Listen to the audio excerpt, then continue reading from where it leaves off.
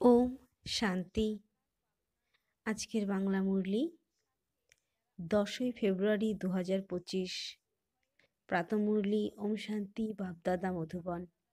বাবা বলেন, মিষ্টি বাচ্চারা, তোমাদের বাবার দ্বারা যে অদ্বৈত মত প্রাপ্ত হচ্ছে সেই মত অনুযায়ী চলে কলিযুগী মানুষকে সত্যযুগী দেবতায় পরিণত করার শ্রেষ্ঠ কর্তব্য করতে হবে। আজকের প্রশ্ন, সকল মানুষ মাত্রই কেন দুঃখী হয়ে থাকে? এর মূল কারণ কি? উত্তর, রাবণ সবাইকে অভিশপ্ত করে দিয়েছে, সেই জন্য সকলে দুঃখী হয়ে পড়েছে। বাবা স্বর্গীয় উত্তরাধিকার প্রদান করেন, রাবণ অভিশপ্ত করে এই দুনিয়া এটাও জানে না। বাবা উত্তরাধিকার দিয়েছেন, তাই তো ভারতবাসী এত সুখী, স্বর্গের মালিক হয়েছে, পূজ্য হয়েছে। অভিশপ্ত হওয়ার ফলে পূজারী হয়ে যায়। ওম শান্তি। বাচ্চারা এখানে অর্থাৎ মধুবনে আসে বাপদাদার কাছে। প্রথমে যখন আসো তো দেখো ভাই বোন বসে আছে, আবার পরে যখন দেখো বাপদাদার অবতরণ হয়েছে, তখন বাবার স্মরণ আসে। তোমরা হলে প্রজাপিতা ব্রহ্মার সন্তান, ব্রাহ্মণ আর ব্রাহ্মণী। ওই ব্রাহ্মণেরা তো ব্রহ্মা বাবার পরিচয়ই জানে না। তোমরা বাচ্চারা জানো, বাবা যখন আসেন তো ব্রহ্মা বিষ্ণু শঙ্করও অবশ্যই চাই। বলাই হয় ত্রিমূর্তি শিব ভগবান উবাচ। এখন তিনি 3 জনের দ্বারা তো বলবেন না। এই ব্যাপারে বুদ্ধিতে ভালো রকম ধারণা করতে হবে। অসীম জগতের বাবার কাছ থেকে অবশ্যই স্বর্গের উত্তরাধিকার প্রাপ্ত করতে হবে। সেই জন্য সকল ভক্ত ভগবানের কাছে কি চায়? জীবন মুক্তি। এখন হলো জীবন বন্ধ। সকলে বাবাকে স্মরণ করে যে এসে এই বন্ধন থেকে মুক্ত করো। বাচ্চারা, এখন তোমরাই জানো যে বাবা এসে গেছেন। কল্প কল্প বাবা আসেন, ডাকেও তুমি মাতা পিতা, কিন্তু এর অর্থ তো কেউই বোঝে না। নিরাকার বাবার ক্ষেত্রে যে বলা হয় সেটা বোঝে না, গান গেয়ে থাকে, কিন্তু কিছুই প্রাপ্তি নেই। এখন বাচ্চারা, তোমাদের ওনার থেকে উত্তরাধিকার প্রাপ্ত হয়, আবার পরের কল্পে প্রাপ্ত হবে। বাচ্চারা জানে যে বাবা অর্ধকল্পের জন্য এসে উত্তরাধিকার প্রদান করেন, রাবণ আবার অভিশাপ দেয়। এটাও দুনিয়া জানে না যে আমরা সকলে অভিশপ্ত। রাবণের অভিশাপ লেগেছে, সেই জন্য সকলে দুঃখী হয়েছে। ভারতবাসী সুখী ছিল। কাল এই লক্ষ্মী নারায়ণের রাজ্য ভারতে ছিল। দেবতাদের সামনে মাথা ঠোকে, পূজা করে, কিন্তু সত্যযুগ কবে ছিল এটা কারোর জানা নেই। এখন দেখো, 1,00,000 বছরের আয়ু শুধুমাত্র সত্যযুগকে দেখিয়ে দিয়েছে। আবার ত্রেতার দাপর কলিযুগ, সেই হিসেবে মানুষ কত বেশি হয়ে যাবে। শুধুমাত্র সত্যযুগে অনেক মানুষ হয়ে যাবে, কোনো মানুষের বুদ্ধিতে বসে না। বাবা বসে বোঝান যে দেখো, গাওয়াও হয় 33 কোটি দেবতা। এই রকম কি আর কেউ 1,00,000 বছরের হতে পারে? তাই এটাও মানুষকে বোঝাতে হবে।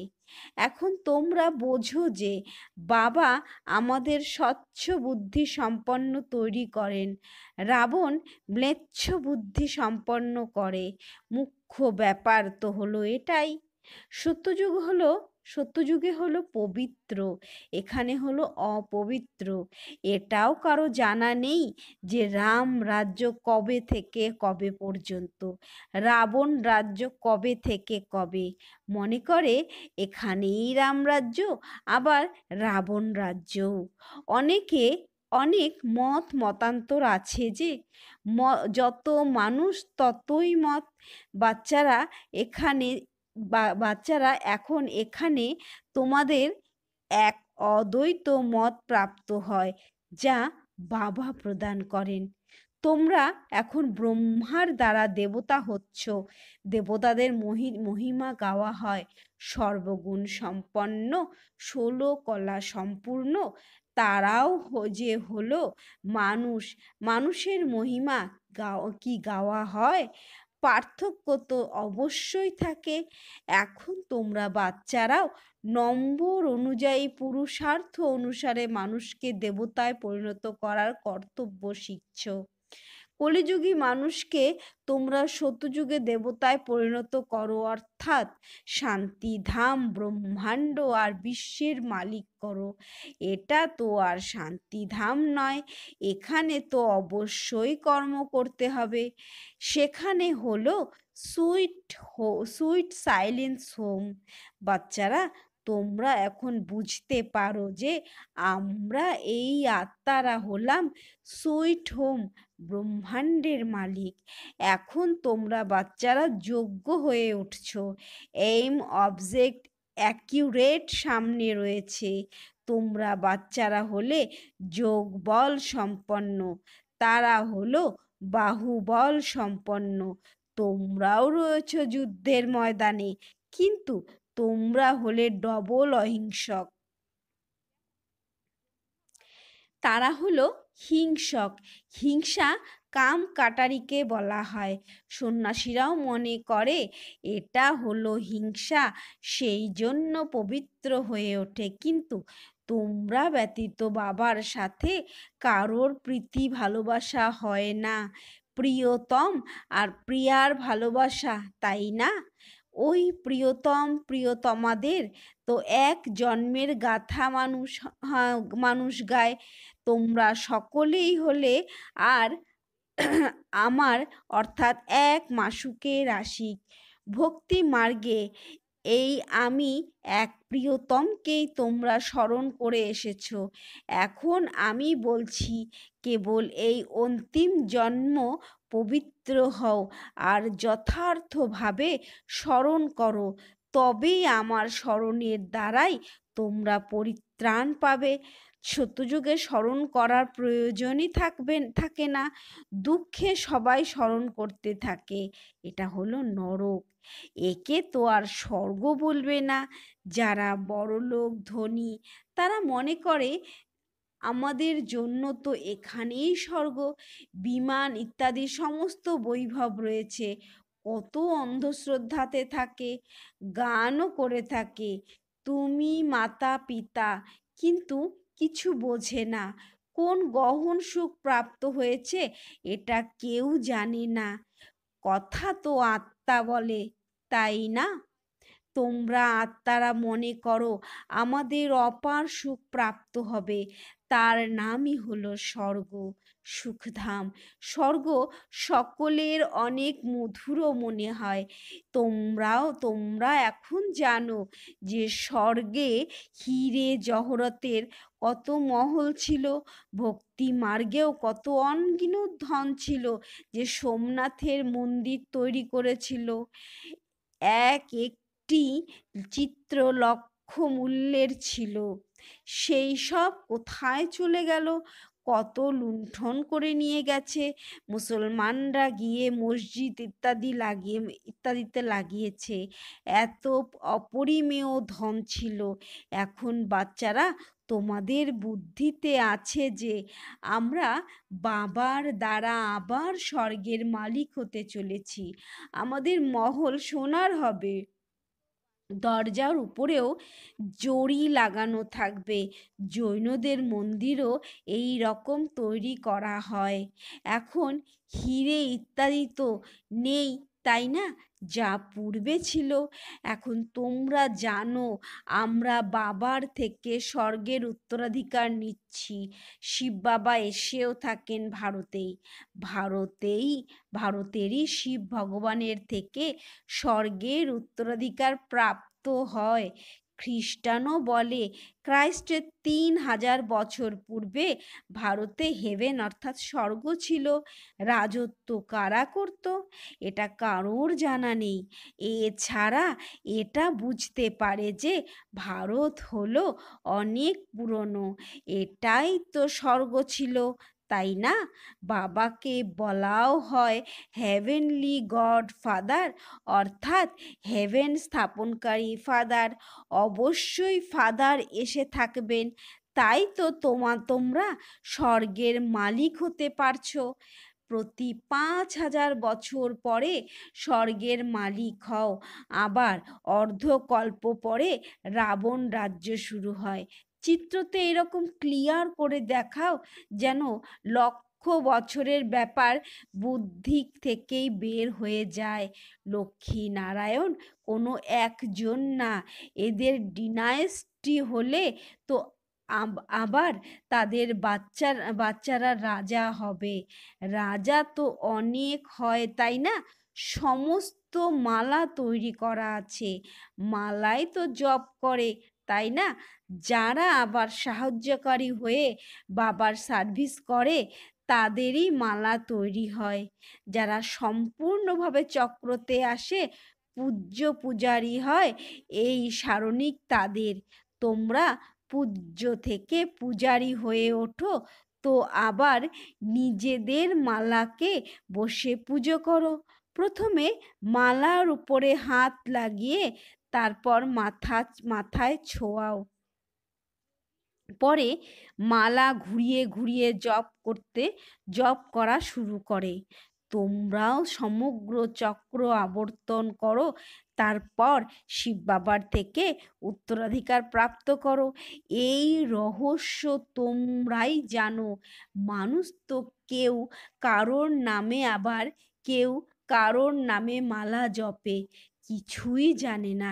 এখন তোমাদের মালার সমগ্র জ্ঞান আছে, আর কারোর এই জ্ঞান নেই। খ্রিস্টান কি আর বোঝে যে এটা কার মালা ঘুরিয়ে জপ করা হচ্ছে? এই মালা হলো তাদেরই যারা বাবার সাহায্যকারী হয়ে সার্ভিস করে। এই সময় সবাই হলো পতিত। যারা পবিত্র ছিল তারা সকলে এখানে আসতে আসতে এখন পতিত হয়েছে। আবার নম্বর অনুযায়ী সকলে যাবে। নম্বর অনুযায়ী আসে, নম্বর অনুযায়ী যায়। কত বুঝতে পারার মতো ব্যাপার।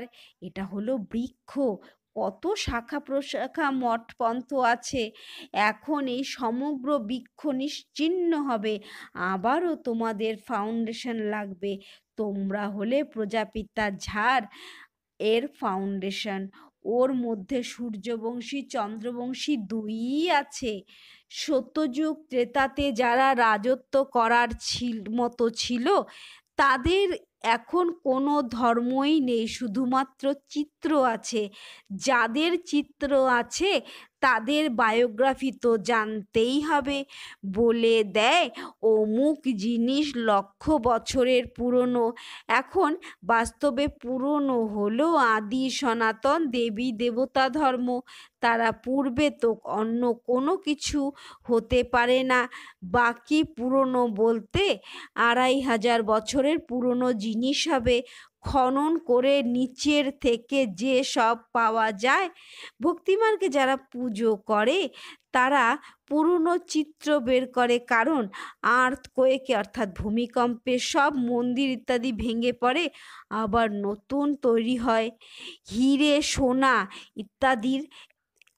ইত্যাদির এত খনি যা এখন খালি হয়ে গেছে, সে সমস্ত আবার ভরাট হয়ে যাবে। এই সব কথা এখন তো তোমাদের বুদ্ধিতে আছে যে না, বাবা ওয়ার্ল্ডের হিস্ট্রি জিওগ্রাফি বুঝিয়েছেন। সত্যযুগে কত অল্প মানুষ থাকে, পরে আবার বৃদ্ধি পেতে থাকে, আর তারা সকলেই পরমধাম থেকে আস্তে আস্তে বৃক্ষ প্রসারিত হয়। আবার যখন বৃক্ষ জর্জরীভূত অবস্থায় আসে তখন বলা হয় রাম গেল, রাবণ গেল। যাদের অনেক পরিবার আছে, অনেক ধর্ম রয়েছে, তাই না? আমাদের পরিবার কত ছোট, এটা শুধুমাত্র ব্রাহ্মণদেরই পরিবার। এই জগতে তো কত রকমের ধর্ম রয়েছে, জনসংখ্যাও সেই কথাই বলে। তারা সব হলো রাবণ সম্প্রদায়। এরা সকলে যাবে, খুব অল্পই থাকবে। রাবণ সম্প্রদায় আবার স্বর্গে আসবে না, সব মুক্তিধামেই থাকবে। এছাড়া তোমরা যা পড়াশোনা করছো তার নম্বর অনুযায়ী স্বর্গে আসবে। এখন তোমরা অর্থাৎ বাচ্চারা বুঝেছো সেই নিরাকারী বৃক্ষ কি রকম। এটা মানুষ সৃষ্টির বৃক্ষ। এটা তোমাদের বুদ্ধিতে আছে। পড়াশোনায় মনোযোগ না দিলে পরীক্ষায় ফেল করে যাবে। পড়তে আর পড়াতে থাকলে খুশিও থাকবে। যদি বিকারে পতন হয় তো বাকি এই সব ভুলে যাবে। আত্মা যখন পবিত্র সোনা হয় তখন ওতে ভালো ধারণা হয়। সোনার বাসন হলো পবিত্র গোল্ডেন। যদি কেউ পতিত হয় তো জ্ঞান শুনতে পারে না।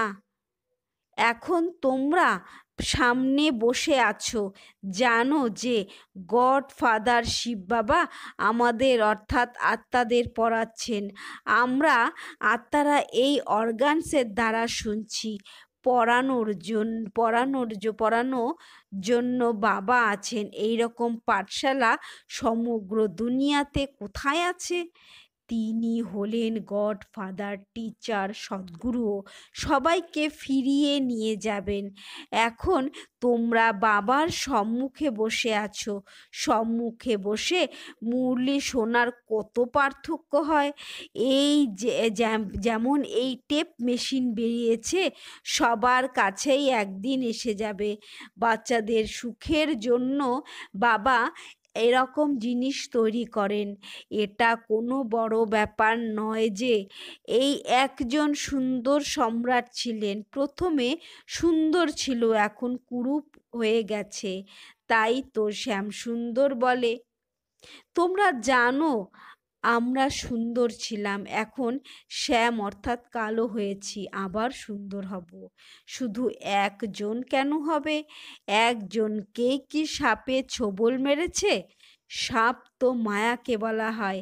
বিকারে যাওয়ার জন্য শ্যামবর্ণ হয়ে যায়। কত বোঝার ব্যাপার। অসীম জগতের বাবা বলছেন গৃহস্থ ব্যবহারে থেকেও এই অন্তিম জন্ম ফর মাই সেক, অত্যন্ত আমার জন্য পবিত্র হও। বাচ্চাদের থেকে এই ভিক্ষা চাইছি, কমল ফুলের মতো পবিত্র হও আর আমাকে স্মরণ করো। তো এই জন্ম পবিত্র থাকবে। আর স্মরণে থাকার জন্য পাস্টের বিকর্ম বিনাশ হবে। এটা হলো যোগ অগ্নি, যাতে জন্মান্তরের পাপ দগ্ধ হয়। শত প্রধান থেকে শত রজতমতে এলে তো কলা কম হয়ে যায়, খাদ পড়তে থাকে। এখন বাবা বলেন শুধুমাত্র মামেকম অর্থাৎ একমাত্র আমাকে স্মরণ করো। এছাড়া নদীর জলে স্নান করলে কি আর পবিত্র হবে? জলও তো তত্ত্ব, 5 তত্ত্ব বলা হয়ে থাকে। এই সব নদী কিভাবে পতিত পাবনী হতে পারে? নদীগুলি তো সাগর থেকে নির্গত হয়। আবার আগে তো সাগরকে তো পতিত পাবন হতে হবে। আচ্ছা, মিষ্টি মিষ্টি হারানিধি বাচ্চাদের প্রতি মাতা পিতা বাপ দাদার স্মরণের স্নেহ সুমন আর সুপ্রভাত। আত্মাদের পিতা তার আত্মারূপী বাচ্চাদেরকে জানাচ্ছেন নমস্কার। আত্মারূপী বাচ্চারাও তাদের আত্মারূপী পরমপিতা পরমাত্মাকে জানাচ্ছেন নমস্কার, সুপ্রভাত। আজকে ধারণার জন্য মুখ্য সার: এক, বিজয় মালাতে আসার জন্য বাবার সাহায্যকারী হয়ে সার্ভিস করতে হবে। এক, প্রীতমের সাথে সত্যিকারের প্রীতি রাখতে হবে। একের স্মরণেই থাকতে হবে। দুই, নিজের অ্যাকুরেট এইম অবজেক্টকে সামনে রেখে সম্পূর্ণ পুরুষার্থ করতে হবে। ডবল অহিংসক হয়ে মানুষকে দেবতা করার শ্রেষ্ঠ কর্তব্য করতে হবে। আজকের বরদান, বিজয়ী ভাবের নেশা দ্বারা সদা হাসি খুশিতে থাকা সকল আকর্ষণ থেকে মুক্ত ভব। বিজয়ী ভাবের নেশা দ্বারা সদা হাসি খুশিতে থাকা সকল আকর্ষণ থেকে মুক্ত ভব। বিজয়ী রত্নের সারণিক বাবার গলার হার আজও পর্যন্ত পূজিত হয়। তো এই নেশাতে থাকো যে আমি হলাম বাবার গলার হার, বিজয়ী রত্ন। আমি হলাম বিশ্বের মালিকের সন্তান। আমি যা পেয়েছি সেটা কেউ পায়নি। এই নেশা আর খুশি স্থায়ী থাকলে যে কোনো প্রকারের আকর্ষণ থেকে মুক্ত থাকবে। যে সদা বিজয়ী সে সদা হাসি খুশিতে থাকে, এক বাবার স্মরণের আকর্ষণেই আকৃষ্ট হবে। আজকের স্লোগান, এক এর অন্তে হারিয়ে যাওয়া অর্থাৎ একান্তবাসী হওয়া। এক এর অন্তে হারিয়ে যাওয়া অর্থাৎ একান্তবাসী হওয়া। অব্যক্ত ইশারা, একান্ত প্রিয় হও, একতা আর একাগ্রতাকে ধারণ করো। এখন সবাই মিলে একে অপরের সাহস বৃদ্ধি করে এই সংকল্প করো যে এখন সময় এগিয়ে নিয়ে আসতেই হবে, আমাদেরকে মুক্তি দিতেই হবে, আত্মাদেরকে মুক্তি দিতেই হবে। কিন্তু এই সব তখনই হবে যখন চিন্তাকে স্মৃতি স্বরূপে নিয়ে আসবে। যেখানে একতা আর দৃঢ়তা থাকে সেখানে অসম্ভবও সম্ভব হয়। ওম শান্তি।